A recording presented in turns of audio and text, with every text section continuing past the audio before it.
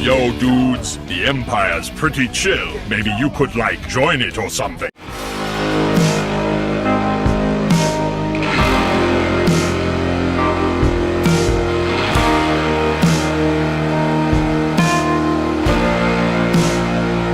Hey everyone, Lucamus Prime here, so it's time for the next S1 series of Old is Better Than New.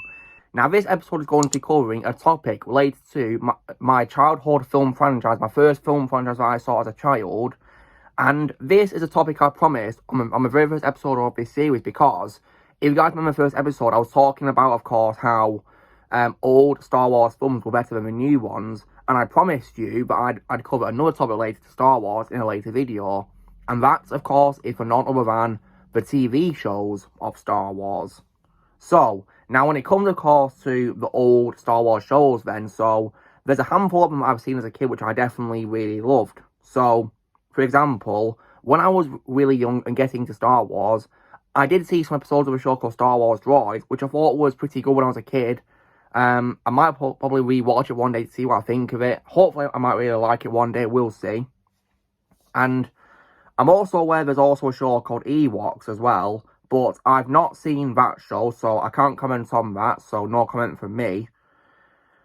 And after that, of course, I think it was in early 2000s, after, of course, the release of Attack of the Clones, we got a micro-series called Star Wars Clone Wars. And I say micro because some episodes were about 3 minutes, some were a little bit longer, but it was quite a short series. But in my opinion, it was a great show, in my opinion, really underrated. I definitely really enjoyed watching it. I think he did a really good job bridging the gap between Attack of the Clones and Revenge of the Sith, in my opinion. I think they did really well at it, in my opinion, for what it was worth, despite, of course, being 2D and shorter than, of course, what came next. I still think it was a great show, and one of the shows of my childhood, which I definitely really loved, with a great voice cast as well, I must also add, who definitely sounded pretty close to the movie actors, I must also say, in some cases too, which I was pretty impressed with. Then, after this show, we then got a reboot of course, the Clone Wars story with, of course, the 2008 to 2014 and then 2020 show, Star Wars The Clone Wars, which spawned, of course, from the 2008 movie, and then, of course, it led into a full-on show. And I definitely really love Star Wars The Clone Wars. In my opinion, it's a fantastic show. One of the greatest shows ever made, in my opinion, with great stories, great story arcs, great characters, and introducing fan favourites, for example, of course, Ahsoka Tano, and several fan favourite clone troopers as well, which I thought was really cool. And I think they did a brilliant job telling the story in it as well, with also a great voice cast as well, who were once again fantastic. And I think that they did a very good job with it. And they also gave substantial roles to characters who once played small roles in the films. For example, several of the Jedi Masters from Jedi Council got to play big roles in the show, which I definitely really appreciated. That's something that I definitely loved about it. And just like, of course, the 2003 show, I love how it's also paved way for Revenge of the Sith, especially, of course, in the final season.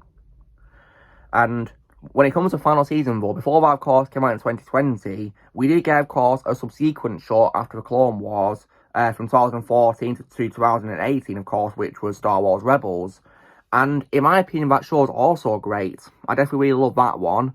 My favourite season of that show is most definitely Series 2, mainly because of Darth Vader. And my favourite episode, of course, is the finale, Twilight of the Apprentice, which in my opinion is a phenomenal episode. Probably, in my opinion, the best of the show.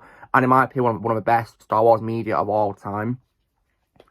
And the rest of the series is also good as well, in my opinion, too, with highlights, of course, being Maul's final confrontation with Ben Kenobi, and other great things, too, with great characters once again, really. Might not have been as good, in my opinion, as the Clone Wars, but I still think it was still a great show for it was just like only being 4 seasons and not, of course, 6 like the Clone Wars initially was. Then, after, of course, that, in 2020, when it comes to Clone Wars, we, of course, got the final season. And I was worried, of course, that Star Wars was on the brink of destruction after, of course, the disastrous sequel trashology had ended the previous year with Fall of Skywalker, as I didn't name it. But thankfully, the final season of Clone Wars was phenomenal, because it brought back, of course, the spirit of the franchise and what fans of the show in its original run loved. And I love how it closed on several stories too as well. And it even as well remastered the old footage which was already done before the show got shut down, and they brought it to life in this show as final season, which I definitely really appreciated. Alongside, of course, the last episode, which will literally set up Revenge of the Sith, and also taking place at the time as I definitely love that, how it showed Ahsoka's story taking place at the same time as Revenge of the Sith, and it explained why she was not in that film. And for what it was worth, in my opinion, they did a good job at it. I definitely really like that touch, how he did that, how he connected to Revenge of the Sith in that way. So I think the writing was done really well. When it comes to live action shows, in 2019, one good Star Wars project we got was definitely The Mandalorian, because I binge watched the show in late 2020, and I loved the first season. I thought it was great, in my opinion. Definitely, in my opinion, Star Wars was saved for a brief moment. You know, that and the Clone Wars final season, in my opinion, briefly brought hope to the franchise for me. And I definitely really love Series 2. In my opinion, it was better because not only did it have a fantastic story, it brought back familiar faces from a franchise into live action. For example, Ahsoka in live action. And also Boba Fett also appeared in the show, which was really awesome. And I also especially love the final episode of it, which is my favourite episode of the entire Mandalorian series, because it brought my childhood hero, Luke Skywalker, and I can still remember crying in that scene because it was so emotional, and it literally saved the character after he was massacred in a sequel trilogy. Like, for a brief moment, I thought Star Wars was saved. I really thought it was. But sadly, however, I feel that recently, Star Wars has hit hard times when it comes to the shows. Because before the final season of Clone Wars, we did of course get a show called Star Wars Resistance, which, unfortunately, from what I've seen of it, I personally was not a fan of. I mean, I've not seen the entire show. I've only seen clips of it when it comes, of course, to YouTube stuff. And it just doesn't look interesting, in my opinion, at all. Like, animation, in my opinion, it also doesn't look good either. Like, when you compare it to the stunning animation of Clone Wars and Rebels, it looks terrible in comparison. Not to mention, it's based on a trilogy that I also dislike, so why should I waste my time watching it? Exactly. Then, after that, of course, we got the book of Boba Fett, which, of course, aired in late 2021 into 2022. And at first, I love the first two episodes of the show, but then I feel that I went horribly wrong in the third episode, because it introduced loads of things which, in my opinion, don't belong in Star Wars. For example, bikers who ride bikes which appear to inspired by 80s bikes. Like, are you joking? Like, why would you introduce cyborgs riding 80s bikes into Star Wars? That's not Star Wars. You're literally just shoving an Elite Battle Angel characters into. One absolute joke.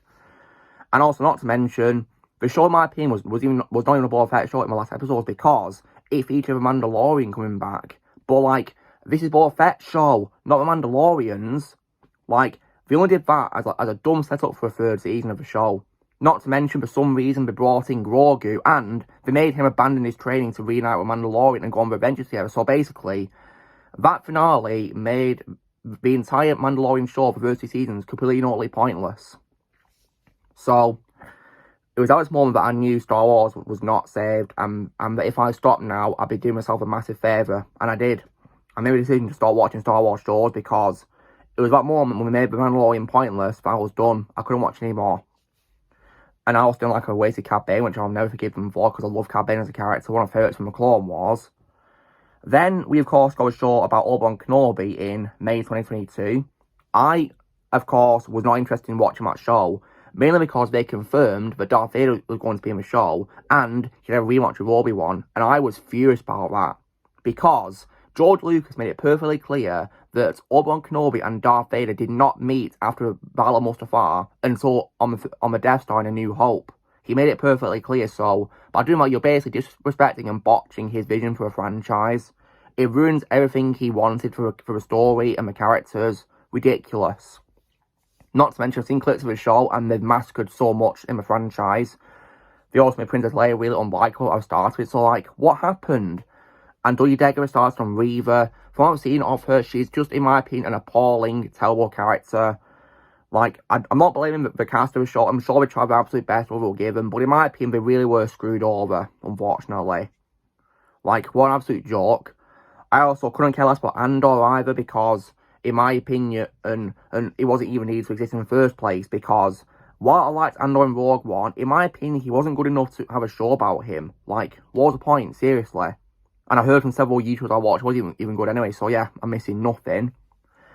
Then there's also the Ahsoka show, which was released in August last year, but also not interested. And based on what I've heard about it, I'm very glad I didn't see it, because they keep botching up the lore of the franchise, and I'm so glad I didn't waste my time watching it. Not to mention the absolute stinker, which is The Acolyte, which released, of course, in June this year. and I've heard nothing but bad news about. Like, because from what I've heard about it from reviews, it's probably, for me, one of the absolute worst shows of all time. And it's based on what I've heard from, of course, the reviews. There's nothing even good about this show either. Like, terrible characters who are so unlikable, and not to mention, how dare they also waste Carrie-Anne Moss as well. Like, she's a very talented actress and you had to waste her. Like, Thought Damage had been done by Major Piss Erection in 2021, but no, it just got worse because she got wasted in what's supposed to be a Star Wars show. I also cannot believe they also have a guts to drag in Darth Plagueis and also Yoda for non-speaking cameos, and have returned Plagueis into a Gollum ripoff. That's supposed to be a character who is very powerful and is very intelligent, but you're making into a Gollum ripoff. Are you joking? But thankfully, the show got cancelled. So yeah, this is what happens when you botch up a franchise and you make something so terrible and like just appalling the Star Wars fans. So hopefully it won't ever get brought back. It will stay cancelled forever. Because that show was proof that Star Wars shows are literally dead at this point. The franchise is totally dead. Star Wars, what it means to me is only George Lucas's material the most. That's it. There's maybe one or two Disney things I like. For example, of course, the Clone Wars' final season, Rebels, and also as well Mandalorian's first 2 seasons. I didn't bother with the rest of the show because I was done with Star Wars at that point. In my opinion, the show all was dead when, of course, they made the first 2 seasons pointless. So I didn't bother watching the rest of the show. And hopefully that show's going to get cancelled too as well. I hope so. So, when it comes to Star Wars, guys, I'll stick to the great shows like the Clone Wars, Rebels, even Clone Wars 2003 I'll stick to, because in my opinion that show's great and underrated. And also as well, the first 2 Mandalorian seasons in my opinion are great as well. But screw everything else as far as I'm concerned. Star Wars shows are much better in the old than the new. So yeah, screw the new stuff. So guys, this is me covering the next episode of Always Better Than New. I was saying why, in my opinion, old Star Wars shows are better than the new ones. So, you know, drill guys, be sure to give this video a like. Also, be sure to note in the comments what you guys think of Star Wars shows, doing Always Better Than New formula, everything comments below. Also, be sure to join Team Prime by pressing subscribe, you'll come in the future. And may the Force be with you always.